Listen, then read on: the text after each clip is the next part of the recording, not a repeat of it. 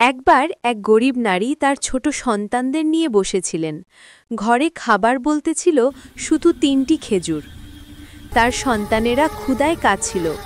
ঠিক তখনই দরজায় একজন ক্ষুধার্ত পথিক এলেন এবং বললেন, আল্লাহর নামে কিছু দাও। মা কিছুক্ষণ চুপ করে রইলেন। তারপর আল্লাহর সন্তুষ্টির আশায় ৩টি খেজুরের একটি পথিককে দিয়ে দিলেন। কিন্তু কিছুক্ষণের মধ্যেই আরেকজন অভাবী এলো। তিনি তাকেও একটি খেজুর দিলেন। এখন বাকি রইল শেষ খেজুরটি, আর তার ২ সন্তান তখনও ক্ষুধায় কাঁদছে। তবু তিনি সেই শেষ খেজুরটিও এক দরিদ্র মানুষকে দান করে দিলেন। সন্তানেরা কাঁদছিল, কিন্তু মা বললেন, আল্লাহর রাস্তায় যে দেয় সে কখনো ক্ষতি পায় না। রাত পেরিয়ে সকাল হলো। মা ঘুম থেকে উঠে দেখলেন তার দরজার সামনে এক ঝুড়ি ভর্তি খেজুর ও খাবার রাখা, আর একটি চিরকুটে লেখা, যে আল্লাহর জন্য দেয় আল্লাহ তাকে বহুগুণে ফিরিয়ে দেন।